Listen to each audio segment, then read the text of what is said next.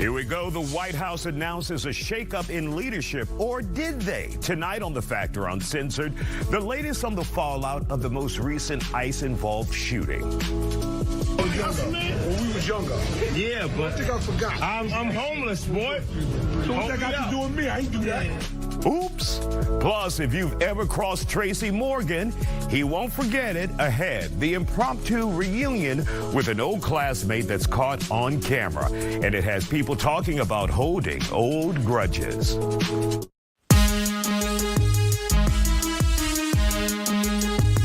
The Isiah Factor Uncensored starts now. Secretary Kristi Noem must resign or face impeachment.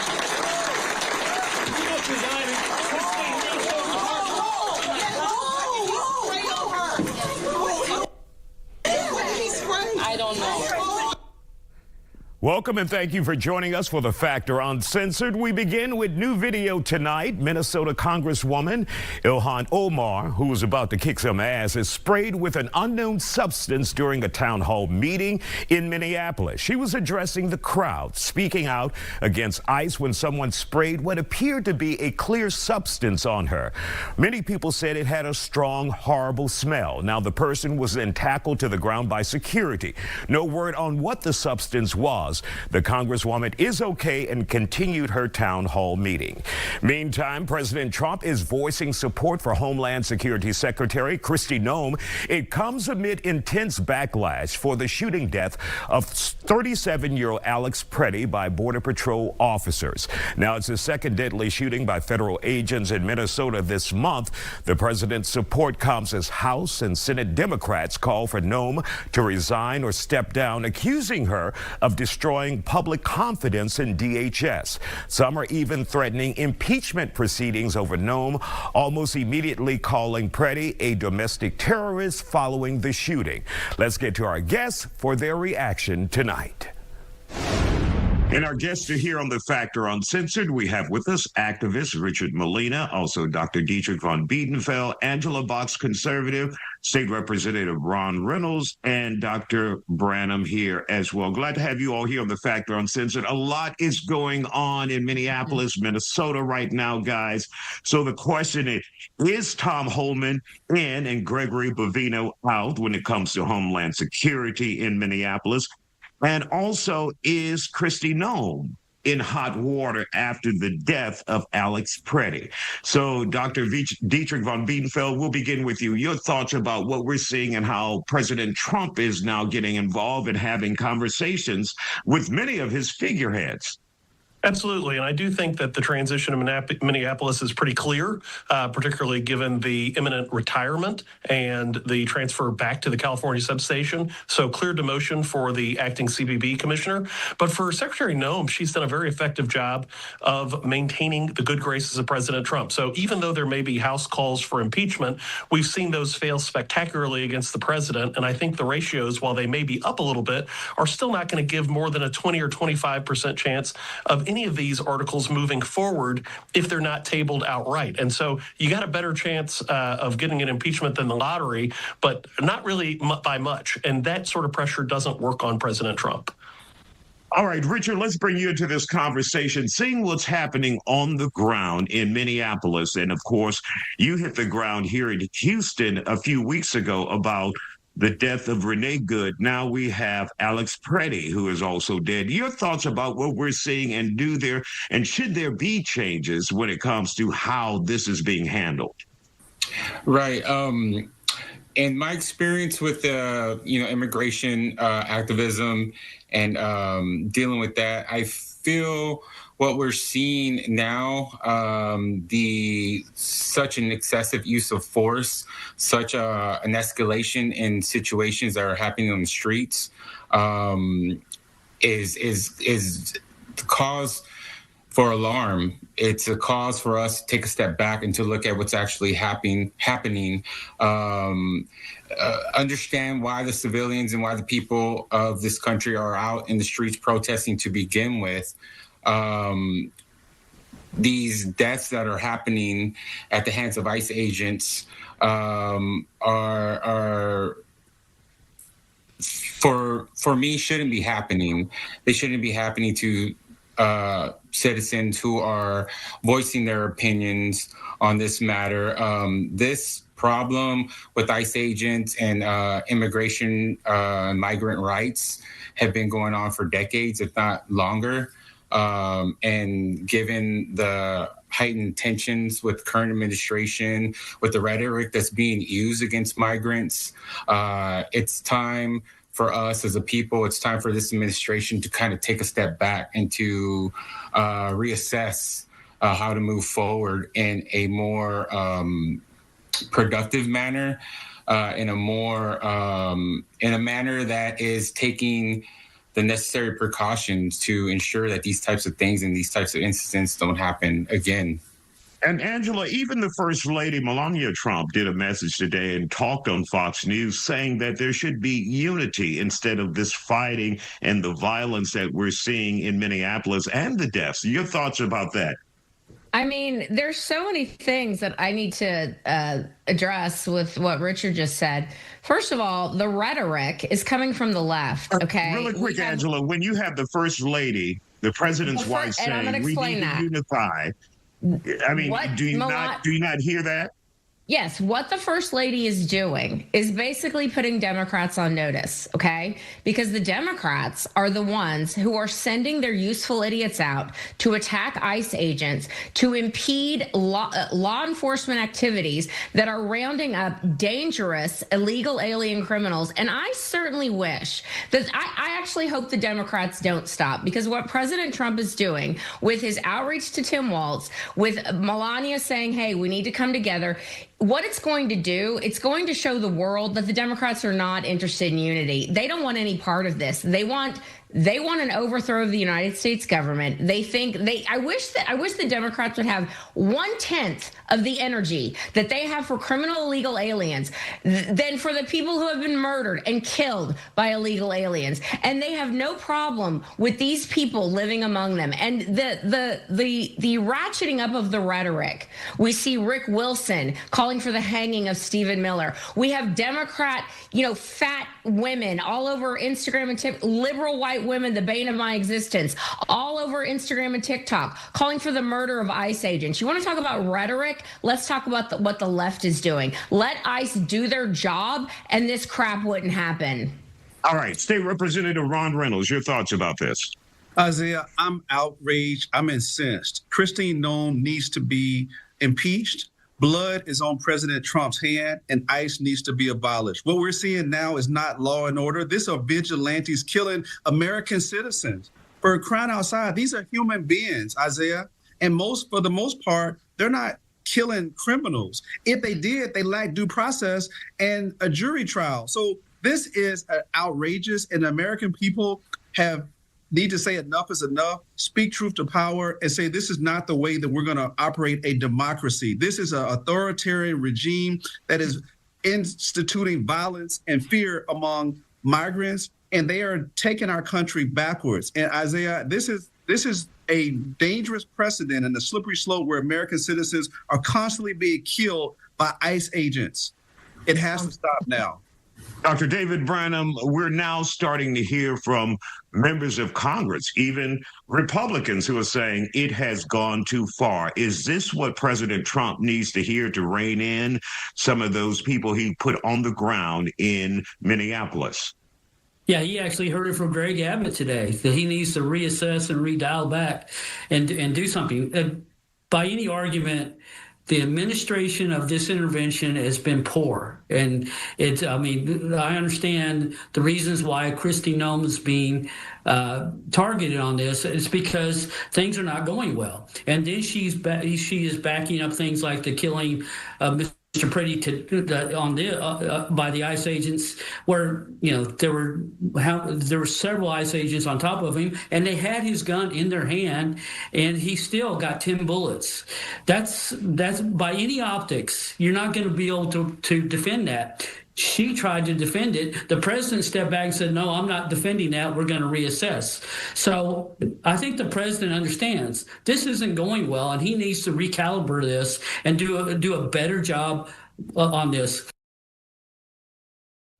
Now, don't go anywhere. We'll continue this conversation right after the break, and later, help for Houston's homeless as the cold weather is suspected of killing 4 people. You're watching The Factor Uncensored.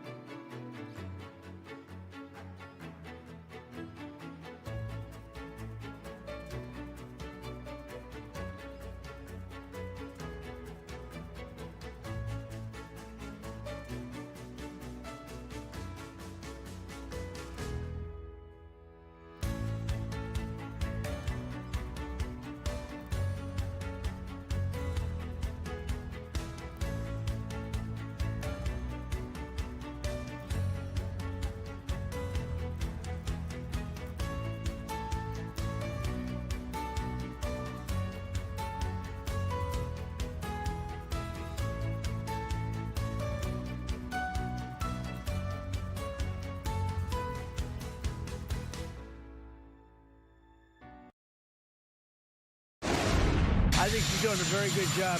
The border is totally secure. And welcome back to The Factor Uncensored. That was President Trump, despite Democrats in the Senate calling for Kristi Noem to step down, accusing her of destroying public confidence in DHS. The president says he stands with her. Let's get back to our conversation tonight on the fallout of the latest deadly ICE-involved shooting in Minnesota.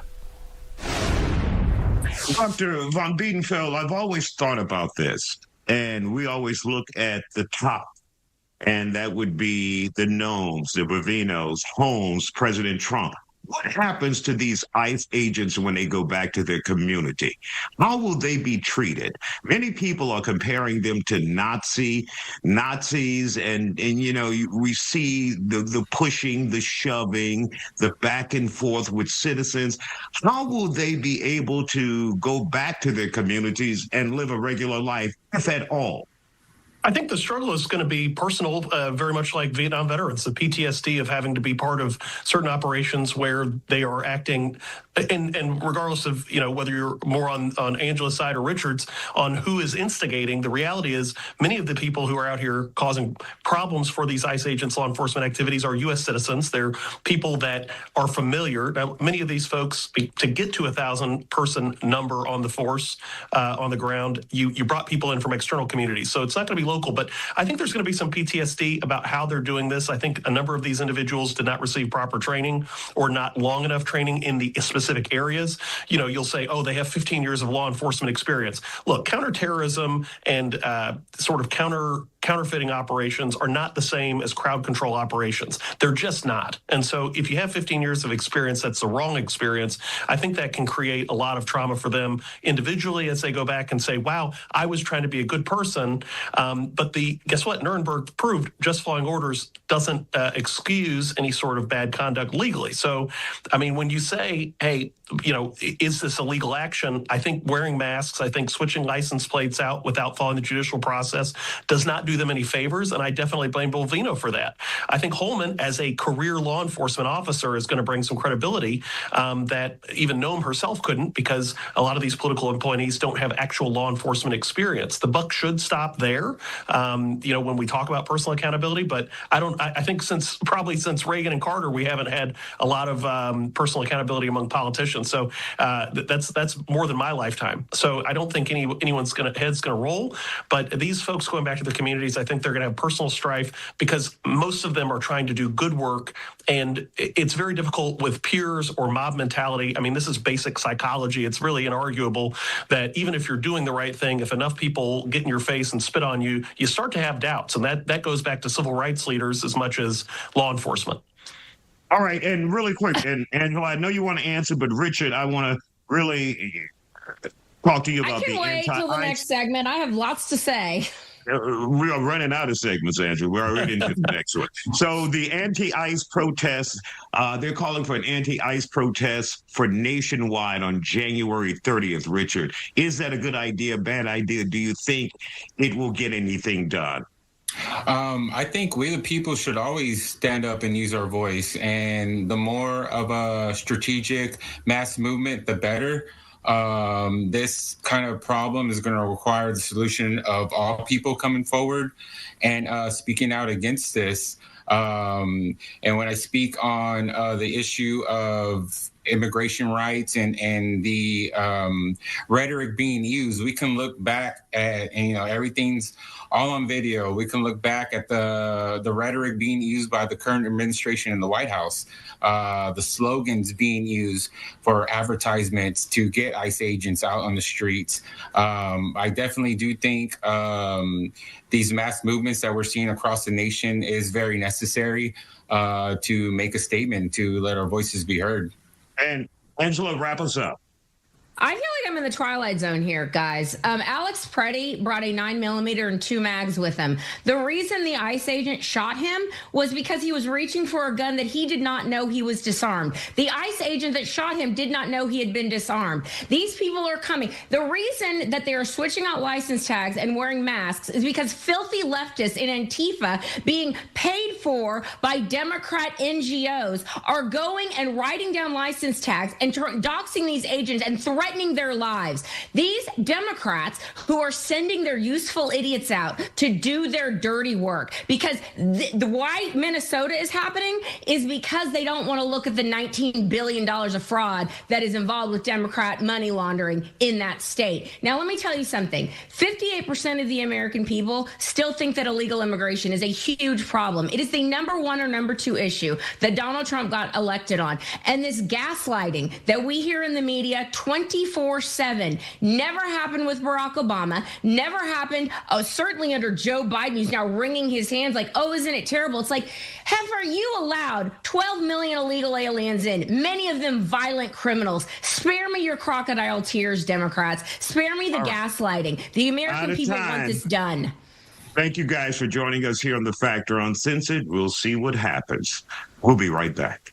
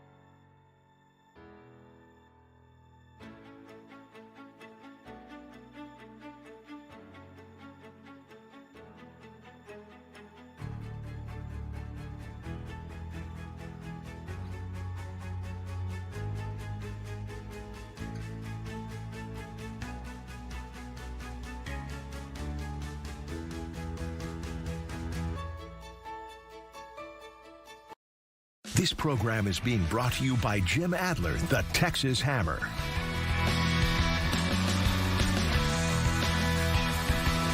All righty, here we go. The Louisville Metro Police Department used their social media to keep it too real about the logistics for help during their snowstorm there. They even claimed their antics on social media had their HR department looking into their behavior, but we're not sure if that part is true or not. But those antics are. It's a sign how social media accounts are pushing the envelope with humor. And we're talking about official social media accounts, and in some cases, divisive politics as well. Let's talk about it tonight. And joining us now here on The Factor Uncensored, Karen Diamar, social media expert. And Karen, Louisville Metro Police Department has gone unhinged. And of course, let's read really quick some of those text messages or tweets that they sent out on X. If you crash tonight doing donuts in a parking lot, that's between you and Jesus. We're tired. Roads are super slick. Visibility is low. And yes, Karen, your two-wheel drive Kia Soul is not built for this. Please go home. Were they talking to you, Karen, or who? Man, they are talking to everybody because everyone can relate and everyone can laugh at a good joke, at a good meme, especially emphasized with humor because it's coming from the Louisville Police Department. Like, how fun is that? Well, and then, though, there will be some people like, oh, this is a very crucial and serious time in our city and no time for jokes. There will be those people out there, right? There's always going to be those people, but I feel like they've taken a chapter out of, the social media playbook, the social media meme playbook. I think one of the brands that lead that front is Wendy's, because that's all they do is they troll and bully and, tell jokes and send memes on their social media channels. So it's nice to see that type of content carrying over. But yes, you're always going to piss the stiff people off. Like, you're going to make everyone mad. It's social media. And of course, they did some tweets today saying that human resources wanted to see them and they may be in trouble. Then they said, look, we got the phone back. We're back in business. But they stress we need to be a little more leveled down, not as hype as they have been. Of course, we don't know if that whole scenario was real or not, but it was interesting to follow them. It brought us to a conclusion and a new start. Absolutely. And they polled their audience. So it should be noted that this department, the Louisville Police Department, has actually amassed 110,000 followers on X. So that is the platform that they're using. That's the platform where they're leveraging those jokes and that fun content. And they've also taken a page out of modern day, government entities, modern day elected the White House, Karen, the White House, right, has been on a rampage of dropping memes. And what this does for engagement is, it actually sends your engagement into another dimension that you couldn't otherwise get there with the serious stiff content. So I do feel like they were trying to kind of, have fun with it, and it's working out great because here we are talking about it. Still ahead here on The Factor Uncensored tonight, a motorcyclist caught by police going way too fast on the roads. We'll hear his excuse after the break, and of course, it's the excuse you expected.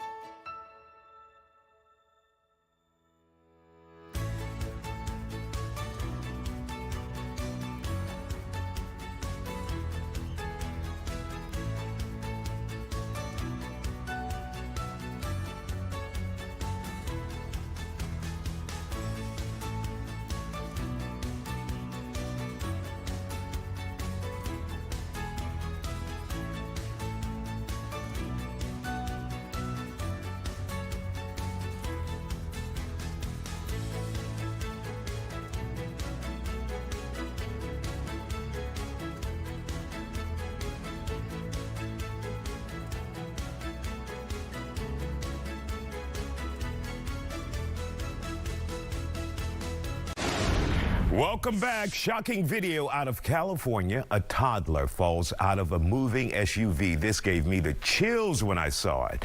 Thankfully, everyone is okay. That child is okay. Video released by police shows a moment the child was thrown from a moving SUV at a city intersection and nearly hit by another car.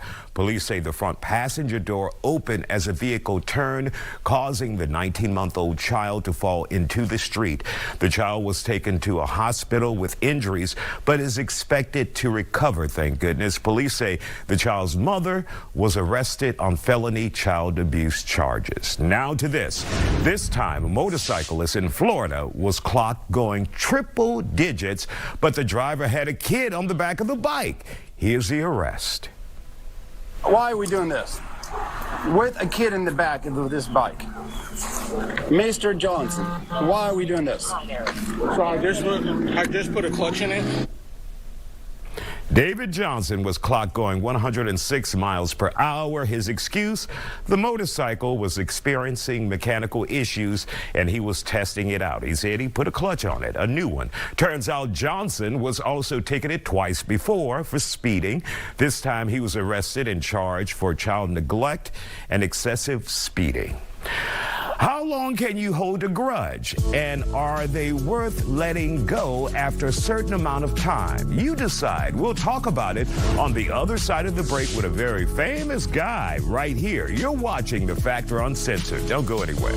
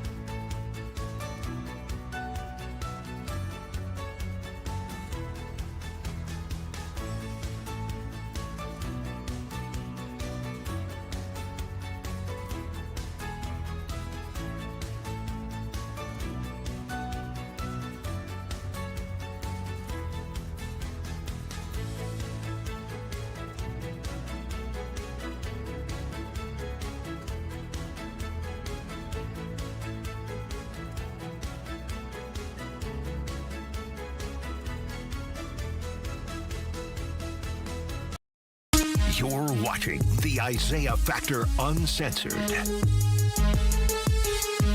Welcome and thank you for sticking around for the second half hour of The Factor Uncensored. How would you react if you ran into an enemy or hater from your childhood days? That moment was caught on camera for comedian Tracy Morgan. His reaction to a man accused of being his old bully has started an online debate. Let's do it. What's up? What's up? I remember. Don't talk to me like I owe you something. I didn't say that. Hey, boy, can I get something, please? No. When we was younger. Yeah, but I think I forgot. I'm homeless, boy. So what that got to do with me? I ain't do that. Oh. Damn, Tracy. He's like, what that got to do with me? Well, what do you think about the confrontation? Let's turn it over to our guests tonight. Our familiar faces, our guests are here on The Factor Uncensored to talk about this topic. We have Brigitte, Todd, and of course, Nate. Glad to see you all on a very cold Tuesday night. Yes. Your thoughts about Tracy Morgan? Did he go too far? Was he okay in saying what he said, Todd? I think he went too far in saying what he said. I don't think he owed the guy any money because I don't believe everybody is your assignment, but I would have gotten back at him by being nice to him and not giving him the money. I have people that I went to school with that I didn't get along with, but they're some of my biggest supporters right now. So sometimes you have to give people an opportunity to grow. They might have been your enemy back then, but they might be your biggest supporter right now. So I don't think he should have come at him disrespectfully. But at the same time, I don't think he actually owed him any money. I might have given him something out of the goodness of my heart, but he doesn't owe him anything. I disagree. I disagree. Big Patty. Yeah, I'm being petty because we don't know what he did to him as a child or what he said to him. I mean, he expressed it somewhat, he used to talk all that crap to us. He didn't say crap, but and I mean, we don't know what he did. And so when he said, I don't owe you anything now, he was a little emotional, if you will. Now, I will say that I wouldn't have been that emotional with it, but I probably would have ignored him if he wasn't there. But no, sorry, not sorry. Look, until you do right by me, until you do right by me. Okay. Okay. And the dude was bullying him right then and there. You parked out at a place to come in and confront him and holler at him in front of all the paparazzi and everything. He was bullying him right there. I don't know why people think you can treat people any kind of way, and just because they now have success, you come at them in front of cameras and they supposed to, placate you. Look, I understand that point, but forgiveness is not for the individual. It's for yourself. And I'm not saying that Tracy Morgan is walking around holding grudges, but he still feels some kind of way. I'm not forgiving somebody and being a bigger person for them. I'm not giving you that type of luxury. Like Bridget said, I might pretend like I don't know you. I'm not going to come at you angry because I don't want you to know that you got to me like that. But Todd, I guess I don't feel like when we can compartmentalize, okay? Yeah. Look, holding a grudge, when people say that, sometimes it's like, I'm not holding it. It ain't stopping anything in his life. Clearly, Tracy has gone on and done well. However, when you reintroduce yourself to me and how you reintroduce yourself to me, remember, right, file folder, it ain't you. You know what I mean? And I think that it's okay, and that's human. You know what I mean? You don't always have to. Tracy could have also forgiven him, but he ain't forget. And really quick, Todd, you could tell when Tracy first saw him, he immediately remembered everything, and he said, "I didn't forget what you did," or whatever that case may be. And so when you bully people when they're young, it follows that person through their formative years. And it may hinder who you are as a result of hurtful things that people have said. And so do you think people should have time, though, not immediately just because they see you? That may have brought back all the memories, a form of PTSD for Tracy. I understand that, but a lot of times it's, like I said, it's for us. It's hard. It's easier said than done. I have some things that I'm processing and trying to let go of, but you still have to work on it. If you're presented with that opportunity, I look at everything as like practice. I might not get it right the first time, but I'm going to try. So if I see somebody that came at me wrong, I'm going to have my guards up. I'm going to put that full armor of the Lord on, like, Lord, when I'm out in these situations, prepare me for these situations so I can handle it in a better way. Because like I said, when you don't forgive somebody, they're not necessarily losing sleep over it. And you know what I mean? It's only Tracy isn't either. I don't think Tracy's losing sleep over it either. He's sleeping real good on those that thread count. I'm sure he's not losing sleep. I commend you for that kindness. It's just you don't have to send that. Yeah. Well, you're a good man for that kindness. I listen. I'm going to say in the words of Mike Jones. Back then you didn't know me. Now I'm hot. Y'all on me. I mean, come on. He expected him to do something because he was in front of all of his fans, but he didn't. So you can't bully me, as you said, into giving you something now when you bullied me when I was a child. I'm a grown man now. And God, like the word says, when I was a child, I did childish things. Now I'm a man. I put all that stuff away. So why I need to forgive you? I'm just saying, I understand this for me. However, he must have did something really bad because that has still affected him to this day. Still ahead tonight on The Factor, help for Houston's homeless population. As the cold weather in the city sticks around, we have a list of the essentials that can make a difference on the other side of the break, so don't go anywhere.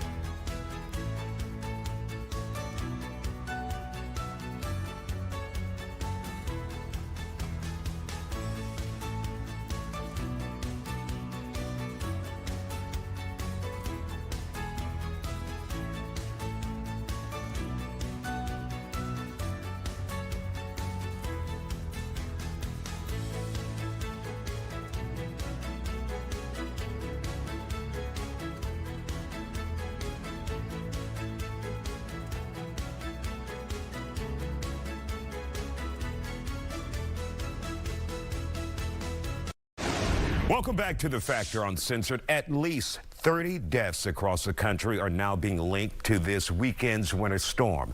That includes the city of Houston. HPD is investigating 4 deaths right in our backyard. As the cold sticks around, we have help on how to help those in the homeless community and what you need to take them and how you should approach. Let's take a look. And joining us on The Factor Uncensored tonight, we have with us Sherry Dorr, who is a homeless advocate who works tirelessly in the community, helping those who are dealing with homelessness. So right now, Sherry, we're looking at possibly 4 people who may have died as a result of the cold temperatures here in the city of Houston, as a result of being out in the elements. I mean, it's just shocking and, of course, sad, a sad state of affairs we're dealing with. Right. So far, it looks like it's 2 women and 2 men who were found in the downtown area. One is at Tranquility. That was a female. There was another couple, man and woman, about 50 feet apart from each other. I think it was Commerce and Chartres. Third person, I can't remember which bridge they were under. But yes, it's really heartbreaking to find out this news when we had 12 warning centers that were open for everybody. And that's one of your biggest fears as an advocate out there, that this would happen. What are we not doing right as a community when there are individuals outside in a city the size of Houston dying in the cold? What more can we do? You know, Mayor Whitmire and I don't always see eye to eye, but I have to give props to the city for getting this done in advance, allowing us the time to go out and talk to the homeless community, let them know warming centers were open. So while some people might want to put the blame on the city, they actually did everything they were supposed to do. This comes down to an individual choice for a lot of people. And while I'm aware that HPD was out there and they were actually trying to give rights to people, homeless people, some of them are afraid of the police, but I can't even use that as an excuse because it came down to there were homeless advocates that were out there using their personal vehicles to get people to and from, and we're told no. So it's a choice that an individual makes, and I guess they don't see it, and I don't know why. Mental health might be a concern as well, and why they're not, you know, it's kind of like we have that invincible attitude a lot of the times. Oh, we have weathered the storm and gone through this and that. We'll be okay. We'll be okay. And then the weather hits. And downtown is a lot colder than it is on the outskirts because surrounded by cement, you've got wind tunnels. So it's very, very cold downtown. And my heart is just broken that 4 people lost their lives this way. Now, for those who will remain out there, and there will be some, despite the warming centers continuing to be open, what's your advice to the public if they want to help stand up and help out in any form of fashion? What would be your best advice? Because many of those homeless individuals will be out there tonight, tomorrow night, and the night after that. So if we wanted to go out there, what's your advice to help out? Well, I always say, the head, the hands, the feet have to stay warm. Multiple pairs of socks. If people can donate socks, Mylar blankets, gloves, beanies, anything that would help a homeless individual dress properly. Mylar blankets are the silver emergency blankets. You put those on, get inside of a real sleeping bag, and you almost turn yourself into like a little baked potato. And unfortunately, a lot of our homeless do not have access to these things. So go out with caution. You know, I always tell people that. But when they're going out there, think of the things that you might need in order to keep warm. And one of the things you say, go out there with caution. When you have an individual who has no experience with dealing with the homeless, what precautions should they take before they just approach someone? Respect is a big thing. Don't just walk into somebody's space. You know, go out there. Excuse me, can I talk to you for a moment? Do you need warming items? Things of that nature will help them out a lot, but just don't go don't touch anybody. But to try to, you know, if they're laying down, they don't see you, make yourself known through vocal, and then try to give stuff to them if you're allowed to. Our advocates are still out there getting people to go to these warming centers, so we'll continue to do this. We're feeding people. All 12 locations are being fed continuously, hot meals and stuff. So there really is no excuse for a person to not go into these facilities. I wish people made better decisions, but at the same time, because I've seen some of the comments that were not so friendly, just understand this is somebody's sister, brother, mother, whatever the case might be. Just because they're not making sound mind judgment type decisions, don't judge them on it. Just pray for them and their families.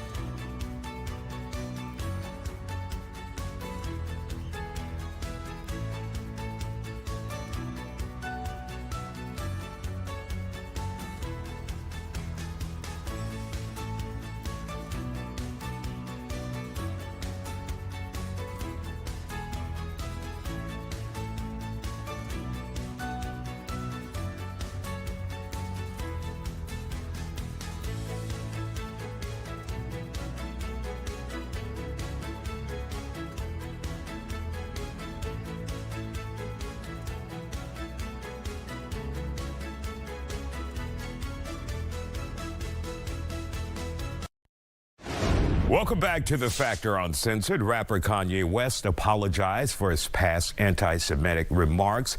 He addressed the remarks in a full-page ad published in the Wall Street Journal on Monday, saying he is, quote, not a Nazi or anti-Semite.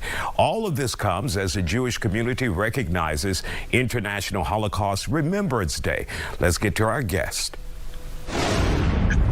And joining us now here on The Factor Uncensored, we have with us Gary Wasserman, CEO of the Holocaust Museum in Houston, and Rachel Snyder with the American Jewish Committee. Glad to have you all here on The Factor Uncensored for International Holocaust Remembrance Day.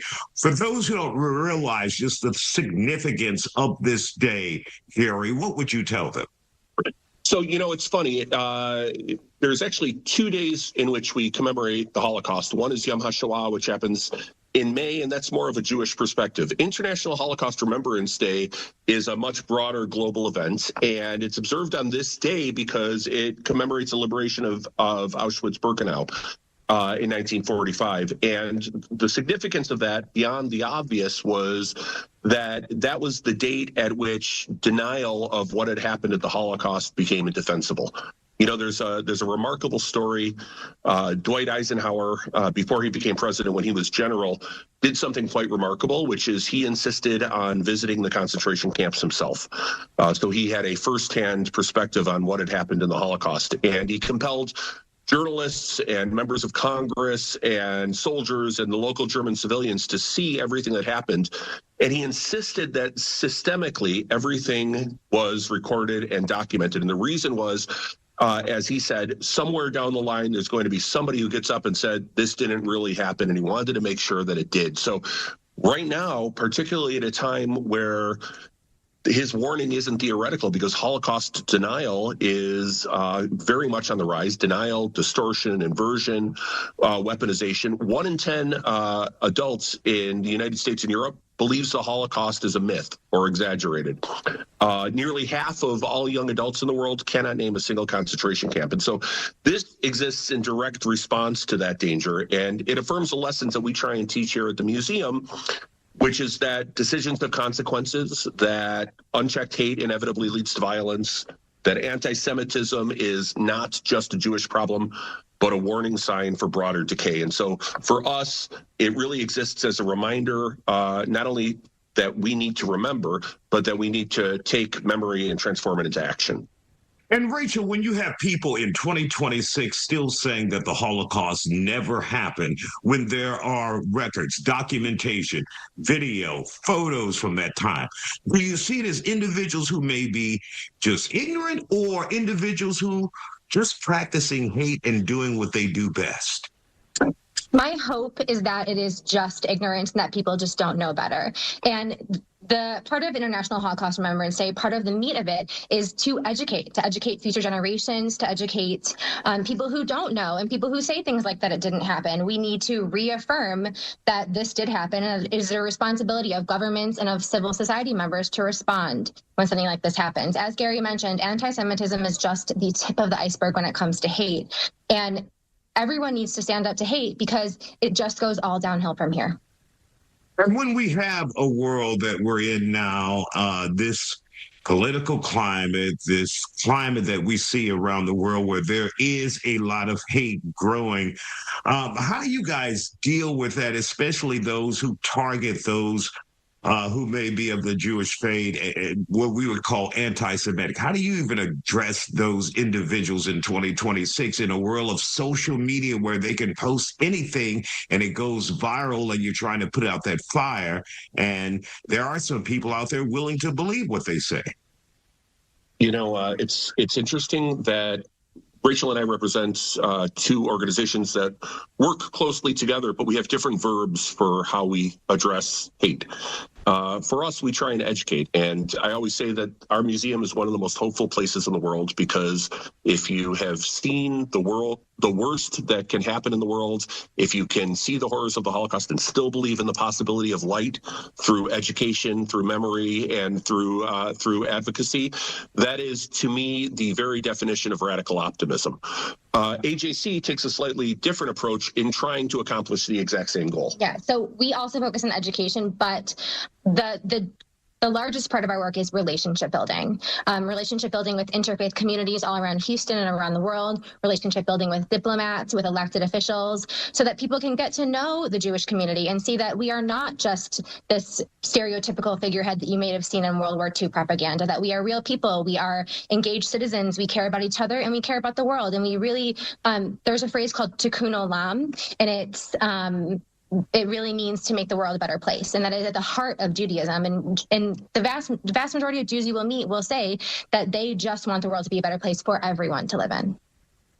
And Gary, for those who have or know and realize pop culture figures like Kanye West have made some inflammatory comments about the Jewish community, how do you even tackle or deal with that? Because he has his own following, he has a large platform, and there are people who will just fall in line when they hear him say something. He's offered that apology. Your thoughts about this? So, there are a lot of people out there that make some crazy and inflammatory statements. Kanye, unfortunately, is someone that has an amazing following. He's a tremendous artist, and it's unfortunate what happened. In terms of his apology, look, I can't look into another man's soul. I don't know what's in his heart. I hope the apology that was in the Wall Street Journal yesterday is genuine.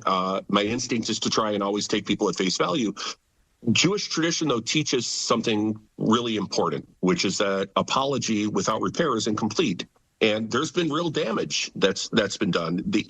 His words, his actions added fuel to some rising anti-Semitism and also strained a historic relationship between the Black and Jewish communities. And these are communities that have marched together, that have fought together, that have built together.